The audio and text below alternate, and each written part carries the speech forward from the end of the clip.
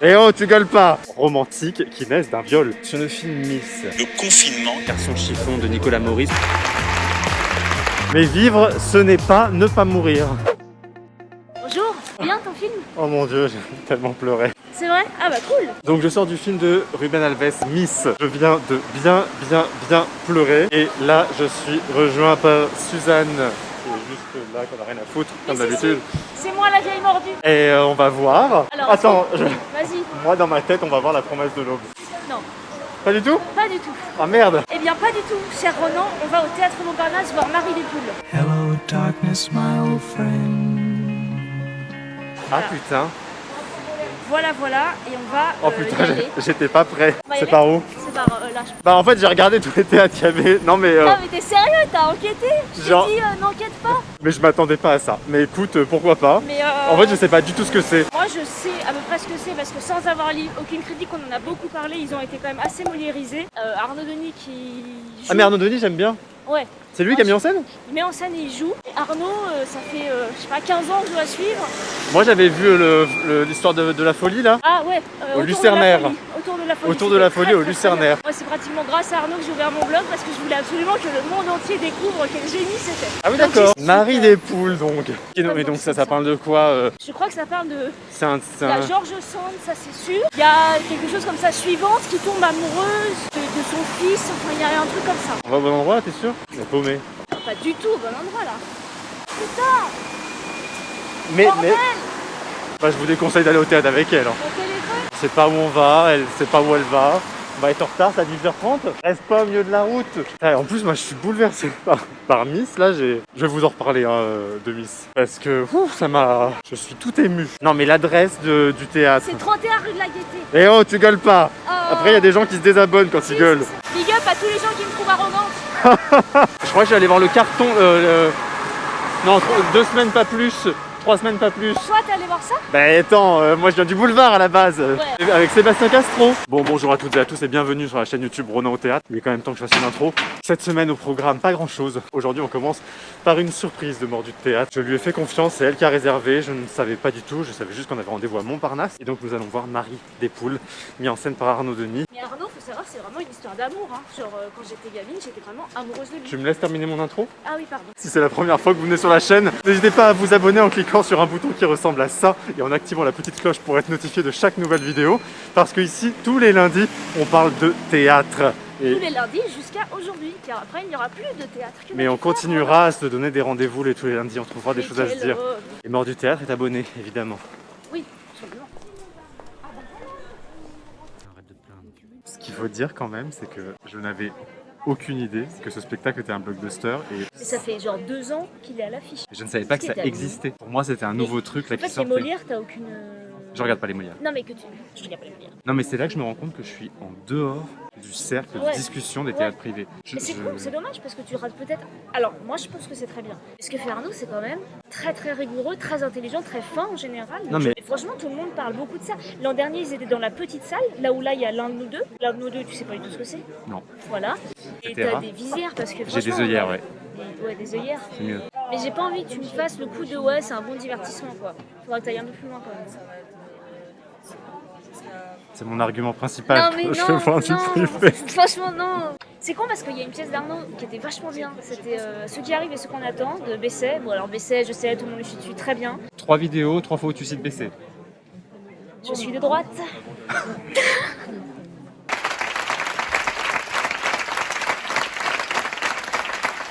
C'est l'angoisse de prendre la ligne 13 à cette heure. Je vais te dire ce qui m'a énervé, c'est que autant... alors, je vais te la faire rapide, tu vas voir. Acteur, actrice, fantastique. Ouais. Très très bon, aucun Très problème, vraiment il n'y a Ok. rien à dire sur le jeu. Là je te suis. Le texte, très bien écrit. Techniquement, il y a des punchlines, il y a un bon équilibre, humour, l'évolution dramatique et tout. Très bien. Ouais. Par contre, le sujet, on est en 2020, on ne peut plus écrire des histoires romantiques qui naissent d'un viol sur mineur. Je crois que c'est un sujet historique si j'ose dire. Oui, mais sauf que c'est comme Pocahontas, tu vois. Pocahontas, c'est un sujet historique. Disney l'a traité en grande histoire romantique. Mais là c'est pas du tout traité en grande histoire romantique. Bah, bien sûr que si. Je veux dire, c'est suite Moins au... que Pocahontas, hein. Il faut qu'il la viole 3 fois avant qu'elle tombe amoureuse. Ah oui d'accord. C'est quand même un petit problème pour moi. Oui, non mais je suis d'accord avec ça. Et en fait, ça m'a Néanmoins, tellement énervé. En tout cas, il y a des façons de traiter les sujets. Et aujourd'hui, Tu peux pas traiter ça comme ça sans montrer gaieté. Ah bah c'est fermé. Et en plus, la mise en scène m'a un peu agacé aussi parce que je trouve que c'est une mise en scène qui répond à la contrainte technique du texte et qu'il n'y a pas de vraie vision, de vraie proposition. Ah, je suis pas du tout d'accord avec vous. Par contre, la direction d'acteur est... Qu'est-ce que t'entends par mise en scène qui répond à la... Bah, en gros, Au ils texte. changent de lumière quand ils changent de personnage et puis ils entrent et ils sortent et ils font des noirs quand il y a des fins de scène quoi. Ouais, j'entends. Il n'y a pas beaucoup plus. J'entends néanmoins, franchement les lumières sont quand même magnifiques. Oh, elles sont écrasantes. Oh, Hein. elles sont belles, tu C'est, rigoles. on a l'impression que c'est l'éclairagiste de Michel Faux moins bon, tu vois. Oh putain, t'exagères. Bah c'est ça, non? Non mais Ouais. en vrai, c'est très bien, hein, mais le sujet m'a tellement énervé dans son traitement. En fait, ça m'énerve qu'on soit à ce point déconnecté du monde dans lequel on vit aujourd'hui. Je crois que c'était une commande de Béatrice Agenin parce qu'elle-même vient du Berry et qu'il a trouvé cette histoire-là. Oui, mais en Après, fait, tu... non mais j'entends ce que tu dis. t'écris Je suis au d'accord avec présent, ce que tu quoi. dis. Maintenant, non mais je suis d'accord avec ce que tu dis. Bye, et merci pour la soirée. Bon, du coup, on va appeler Suzanne pour faire le débrief parce qu'on n'a pas eu le temps. Toi, t'es pas rentré dedans du tout, c'est-à-dire que t'étais trop énervé pour suivre. Ah si, je suis vraiment rentré dedans. Ah bon? Non mais Ouais. en soi, franchement, je vais dire cette fameuse phrase, ça aurait été un bon divertissement si ça m'avait pas énervé au début. Je te disais, Ça va. il me semble que c'est une histoire vraie. Oui, alors j'ai vérifié, je me Hein? suis renseigné sur Ouais. l'histoire vraie. En fait, effectivement, Marie Caillot, elle a existé. Elle a Ouais. vraiment été la servante et la gouvernante ensuite de George Sand. Ouais. Sauf que cette Marie Caillot, elle a eu un enfant et on a supposé qu'il venait de ce Maurice. Il n'y a D'accord. aucun écrit, il n'y a aucune preuve. En fait, dans tout ce qu'a D'accord. raconté George Sand, il y a un livre en fait d'ailleurs qui raconte cette histoire. Tout ce qu'on connaît, c'est par rapport à George Sand ce qu'elle a raconté dans ses écrits. Et donc, c'est la vie de Marie Caillot et son ascension sociale en s'éduquant, c'est tout. Ce point de vue-là, qui est pas très défendable, néanmoins, après, bon, elle tombe amoureuse, disons qu'elle est fascinée par ce gars-là, il la fascine quelque part aussi. Bah, elle refuse. Enfin, non mais oui, bien sûr. Non mais ça c'est un viol, il n'y a aucun souci. De toute façon, c'est clair et net, il dit je vais la culbuter, elle dit j'ai eu mal et j'avais pas envie, c'est un viol. Il y a Oui. Pas, non mais je défends... Non, tu défends l'inéfendable, non, mais changeons de sujet. En fait, et moi sur la fin, j'ai trouvé qu'il n'avait pas trouvé de fin, globalement. Bah, c'est qu'il n'y a La pas de fin, but aussi dans cette pièce. Quoi? Il n'y a pas de but dans cette pièce. Oui, il n'y a pas de... Oui. C'est aussi tout ça que je me suis posé comme question pendant tout le spectacle. Je me suis dit, mais oui, à quoi bon? Où on va? Qu'est-ce Ouais. que vous voulez raconter? Raconter l'histoire de celle qu'on n'a pas racontée, quoi. J'ai oublié de lancer l'enregistrement. Oh, je vais te tuer. Non, mais c'est pas grave, il y aura pas ta gueule, c'est tout. Ma gueule. Mais attends, je vais quand Non, je m'en fous, filme pas ma tête. Mais Je suis fais ta tête, c'est très bien. Voilà. Moi, non, mais j'ai passé un très bon moment. Après, bon, c'était pas le spectacle de ma vie. Maintenant, ils sont... Moi, j'ai trouvé tous les deux très bien. J'ai trouvé que la mise en scène était très bien. Donc ça, je te rejoins. Est-ce qu'il faut que je montre ce que je t'ai écrit pendant le spectacle? Ah oui, putain. Non, mais t'arrêtais pas de bouger, t'arrêtais pas Non. de faire du bruit, franchement. Ça, c'est J'avais faux. envie de te frapper, hein. Ça aurait pas été toi, je t'aurais dit des... Comme ça, comme les vieilles meufs aigries, car je suis une vieille meuf aigrie au théâtre. Alors, dis la meuf qui m'a parlé. Genre, cette fille parle pendant les spectacles et elle fait des phrases. Non, mais Elle fait c'était un des... noir. Mais c'est pire justement de parler dans les silences. J'ai un carnet pendant les spectacles où j'écris des choses. Et en fait, à un moment, j'ai pris le carnet et j'ai écrit ça. Non, mais je me suis dit, c'est quand même assez différent de ce que tu peux voir en général. Non, Et mais comme tu c'est, dis, sans but, quoi. C'est sans but, c'est sans but théâtral, enfin, je sais pas comment dire, de recherche ou de ce que tu recherches. Qu'est-ce que tu recherches? Toi, tu recherches des trucs nouveaux, quoi. Genre, Je cherche le des gens qui nouveau seraient et connus et qui font du théâtre dans des piscines, quoi. je cherche qu'on questionne le monde. Je reconnais que c'est bien fait, c'est très bien joué, c'est agréable de voir des bons acteurs jouer.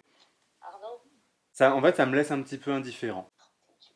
Ben non, parce que je préfère être honnête et ne pas dire que c'est mauvais ou que ça et ça serait mauvais. Non, je reconnais que tout est bien fait et franchement, je pourrais pas dire du mal de ce spectacle. Et c'est juste que moi, c'est pas ce que je recherche et ça ne m'intéresse pas en fait. Point.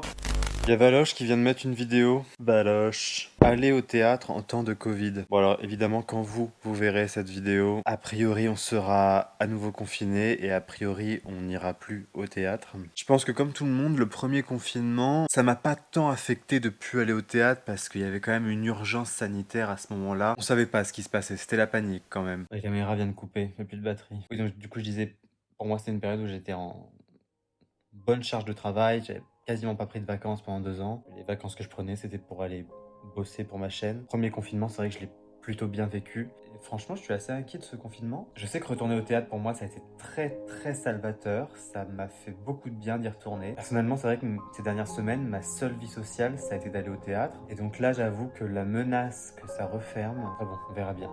C'est demain soir. Mais a priori, oui, c'est bien parti pour.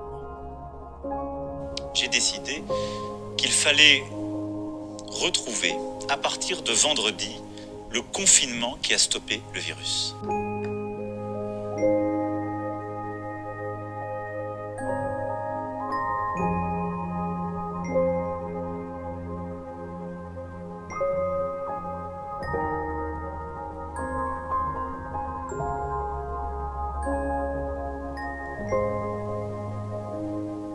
On s'en doutait, hein. Je sais pas trop combien de temps on avait prévu de maintenir l'illusion, de penser qu'on pourrait encore aller au théâtre. J'avoue qu'en septembre, moi j'y ai cru. Vraiment en septembre, c'était compliqué d'avoir des places avec les jauges réduites, tout était complet. Il y avait une énergie, et puis en fait, non quoi. Le théâtre n'est pas considéré comme utile au bon fonctionnement d'un pays. Ça fait 2 heures que je suis là. Et j'ai pas grand chose de plus à dire. Je sais pas si vous entendez. Il y a des travaux dans ma rue. Beaucoup de travaux. Ça va être ça tout le confinement. Donc lendemain un peu sonné d'annonce du reconfinement. Ah oui, j'ai des travaux aussi là. Normalement ce matin je devais être avec la troupe, la compagnie du Printemps du Machiniste pour tourner une vidéo dans les coulisses de leur répétition pour leur spectacle qui sera joué en janvier au Mouffetard. Évidemment, on a annulé parce que ils ont autre chose à foutre que de m'accueillir aujourd'hui. Ils ont besoin de se réorganiser. Donc la bonne nouvelle, c'est que Jean Castex a annoncé que les répétitions pouvaient continuer. Ça, c'est un premier point pas trop mal. Et ce soir, normalement, si tout va bien, j'ai le tambour de soie de Kaori Ito au Théâtre de la Ville. A priori, il n'y a pas de raison que ce soit annulé. Enfin, j'espère. On sait rien. On va téléphoner. Sur le film Miss de Ruben Alves avec le magnifique Alex Water, il y a quelques grosses ficelles de comment on réalise ses rêves et comment croire en ses rêves. Et de manière générale, c'est un film en fait qui fait la part belle à l'excès, à la caricature. En fait, j'ai lu beaucoup de choses sur le fait que le film était transphobe. Et du coup, ça m'a beaucoup interrogé, parce que moi, en tant que personne cis, du coup, j'essaie d'écouter quand même ce genre de choses. Sauf que je trouvais pas d'argument nulle part. Je voyais juste, c'est transphobe, c'est transphobe. J'ai fini par trouver quelques papiers, quelques explications sur Twitter sur ce que les gens trouvaient transphobe. Et effectivement, c'est ce à quoi je m'attendais. Surtout par rapport au personnage de Lola. Voilà. Lola qui se définit, attention, qui se définit, c'est pas moi qui dis ça, en tant que travesti. Qui est complètement exubérante, qui pourrait être un personnage sorti de la cage aux folles, vraiment. Et je comprends effectivement que des gens disent il y en a marre de ces clichés, etc. Lola, c'est un personnage, et des personnes qui sont comme Lola, il en existe en fait. Des personnes comme Lola qui se considèrent comme des hommes travestis, qui se prostituent au bois de Boulogne. Il y en a. C'est une vraie réalité. Mais qu'est-ce que montre le film en fait? Ça montre aussi toute la transphobie assimilée par ces personnes trans qui ne se définissent pas comme trans, mais qui pourtant, dans les faits, le sont. Elles se genrent au féminin, elles s'habillent en femme. Mais c'est une vieille génération. Et le personnage d'Amanda Lear, qui joue la marraine dans sa caravane, pareil, très très cliché. Moi, de ce que je comprends aussi dans le film, c'est que le personnage d'Amanda Lear est aussi une femme trans. Et lorsqu'elle dit au personnage d'Alex qui veut devenir Miss tu ne seras jamais une vraie femme. Tu n'es pas une vraie femme et tu ne le seras jamais. Ce sont des propos qui se tiennent entre personnes trans. Et c'est là que ça doit nous faire réfléchir, nous. Faut bien faire attention. C'est pas parce que quelque chose est dit par un personnage dans un film que cette chose est pensée par son réalisateur. Et en plus, les critiques que j'ai lues par rapport à ça m'ont beaucoup fait penser. À un moment, on avait ça aussi sur le militantisme gay. On avait cette phrase atroce quand on voyait des personnages homosexuels exubérants à la télévision. On entendait dire ça donne pas une bonne image des gays. Et moi, il y a rien qui me met plus hors de moi que ça. Donc en fait, il y aurait le bon homosexuel, celui qu'on peut montrer à la télévision, celui qu'on peut mettre dans des films, parce qu'il serait plus acceptable. Et là, j'ai l'impression qu'en disant le personnage de Lola, c'est un cliché, c'est une caricature, ça donne pas une bonne image des trans, hein, c'est à peu près ce qui est dit. On recommence. Mais non, en fait, il n'y a pas une seule façon d'être trans. Il y a des personnes trans qui mènent des vies très discrètes, et il y a des personnes trans qui sont comme Lola. Et dans ce film, il y a petite communauté familiale qui est créée, C'est garçon. Bah voilà, c'est ça. que je trouve très belle, qui est menée par Isabelle Nanty. Oui, parce que ce qu'il faut voir aussi, c'est où sont pris les personnages. Je veux dire, Lola, c'est pas une caricature dans un monde un peu lisse. Non, c'est une caricature au milieu de d'autres caricatures. Et surtout, tout le monde est caricaturé. Même l'homme blanc hétérosexuel est caricaturé. La femme blanche qui est Isabelle Nanty est caricaturée. Les travailleurs immigrés sont caricaturés. Les deux jeunes mecs qui dealent de la drogue sont caricaturés. Tout le monde est dans sa caricature. Comme les Miss France aussi. N'oublions pas ce que c'est. C'est un excès de féminité, Miss France. Bien là, chacun est dans son excès et forme une petite communauté d'entraide et de soutien dans cette maison où personne ne se juge pour sa caricature. On va juger l'autre sur ses actions, sur des propos, sur des comportements, mais à aucun moment le jugement n'est fait sur ce pourquoi il pourrait être discriminé dans le monde extérieur. C'est ça qui est intéressant. Et le film joue vachement avec cette limite-là. Enfin, je veux dire, les Miss partent en voyage annuel sur les plages du Nord pour aller ramasser les déchets. Elles posent au milieu d'incinérateurs à déchets pour montrer l'écologie. Enfin, on est dans une énorme caricature, donc c'est normal que les personnages soient caricaturaux, et c'est pas pour autant que ce qu'ils portent n'est pas beau et n'est pas juste. Et en même temps, je le comprends vraiment, parce que je pense qu'il y a des gens qui en ont marre de ces représentations et qui aimeraient d'autres représentations. Mais c'est ce qui se passe, je pense, pour les personnes trans, c'est que pour les gays, la caricature de la folle a un peu cessé d'être un problème le jour où on a eu une meilleure représentation des personnages homosexuels, et plus diverses en tout cas, plus variées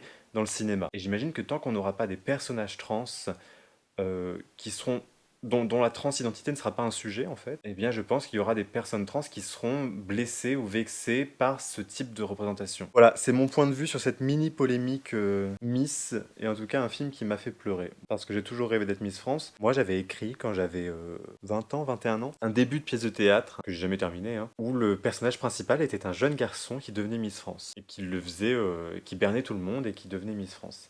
J'étais pas allé beaucoup plus loin que les 5 lignes du pitch là. Et si, et quand même, quant au personnage d'Alex, qui devient Miss, alors là la question trans ne se pose pas, puisque c'est juste un personnage non binaire, que beaucoup tentent de lui appliquer une étiquette trans sur la gueule. Enfin désolé, il n'est pas trans, donc il faut faire attention. Je crois que si on analyse bien les choses, il y a des arguments que j'entends, mais il faut quand même nuancer. Alors oui, par contre, la seule maladresse que je reconnais, et là c'est un peu bête, c'est d'avoir fait jouer Lola par Thibaut de Montalembert, qui est un homme hétéro cis, mais qui néanmoins est, je trouve, très bon, justement fait très attention à la caricature, et d'avoir fait jouer la marraine par Amanda Lear, qui est certes un plaisir coupable, parce qu'on adore Amanda Lear, mais c'est une... Enfin, remarque, il y a la légende qui va derrière. Donc non, moi ça m'a beaucoup plu. Bon, un dernier thé pour avant la grande fermeture. Ce soir à 19h, je vais voir Kaori Ito, le tambour de soie, qui est un eau. Et le truc pas prévu aujourd'hui qui se rajoute au programme, c'est d'aller voir Garçon chiffon de Nicolas Maurice, son film qui est sorti hier, qui a des super retours. Comme il aura eu que 2 jours d'exploitation, je me suis dit que c'était le moment d'y aller. Donc à 15h50, je vais voir ça, et après j'enchaîne avec Kaori Ito à 19h. Demain, je devais aller voir, je suis assez dégoûté, je devais découvrir le travail de Ulla Sickle dans les rencontres chorégraphiques de Seine-Saint-Denis, et donc du coup forcément c'est annulé, j'ai reçu le mail tout à l'heure. Ce sont les derniers spectacles de ce vlog qui aura duré quelques semaines quand même, on aura résisté. C'est l'histoire d'un jeune homme mélancolique dans un monde hostile qui va se suicider. Je suis pas certain que c'était le meilleur choix de film pour la dernière soirée avant le confinement. J'aurais vraiment regretté de l'avoir raté. Ça vous plonge dans une mélancolie qui est assez violente et à la fois très très douce. Vous savez, cette mélancolie qui est presque un peu confortable, un peu réconfortante, et en même temps qui vous travaille. Et ce personnage, j'ai l'impression qu'on se retrouve un peu tous en lui, enfin en tout cas moi je m'y retrouve. Et au-delà du sujet, j'adore le montage. On a vraiment 3 grandes étapes narratives. Le début à Paris, ensuite le milieu quand il va un peu se confiner chez sa mère, et puis après son retour à Paris. Et ces 3 étapes sont aussi 3 états émotionnels chez lui. J'adore aussi le fait qu'il fasse entrer un peu de surréalisme là-dedans. Et ça émane pas que de lui, il y a un passage dans un couvent avec des bonnes sœurs qui est à la fois hilarant et à la fois tellement honnête et sincère dans la démarche que même ces scènes un peu surréalistes et qui pourraient prêter à rire ne font pas rire, elles sont hyper émouvantes. En fait, je crois que c'est ça le grand tour de force de ce film, c'est de réussir à nous émouvoir et à nous toucher à des endroits qui pourraient prêter à rire. Et en tout cas, si on rit, et quand on rit pas contre lui, on rit pas en se moquant, on rit aussi par empathie. En tout cas, moi je suis bien dans la merde parce que je me rends compte que j'arrive beaucoup mieux à parler de théâtre que de cinéma. Et maintenant, direction l'espace Cardin, et j'en profite, j'y vais à pied. Je profite de ces dernières images du Louvre, je profite de de toute cette culture qui va être reconfinée encore. Regardez comme c'est merveilleux. Donc pour ce dernier spectacle, ce sera Kaori Ito et Yoshi Oida. Kaori Ito, j'aime vraiment beaucoup. Je l'avais découverte avec le spectacle Embrase-moi qu'elle faisait avec son mari et Théo Touvé. Et puis ensuite, j'ai eu la chance d'accompagner sa communication lorsqu'elle est venue à la Scala pour ses seuls en scène. Et c'est une fille absolument géniale. Et donc là, c'est un spectacle que je n'ai pas vu, qui s'appelle Le Tambour de Soie. Elle s'inspire d'un no qui s'appelle Aya no Tsuzumi. C'est marqué théâtre no, mais on dit juste no. Et l'adaptation par Yukio Mishima. Oh, c'est Jean-Claude Carrière le texte, c'est drôle ça. Jean-Claude Carrière, j'avais bossé sur le téléfilm qu'il avait fait, non, c'est un téléfilm, sur la controverse de Valladolid, qui a un texte absolument génial. Voilà, et ce sera la dernière soirée.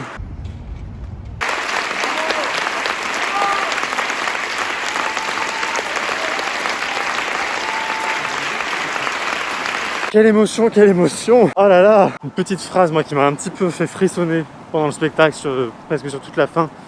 Il y a une déclinaison d'un poème qui fait souffrance, l'essence, la vie. C'est une phrase comme ça, tiens là c'est vert, on va traverser par là. Et donc ce poème est décliné, et la dernière phrase du poème, c'est elle dit « Souffrance, je danse, je vis ».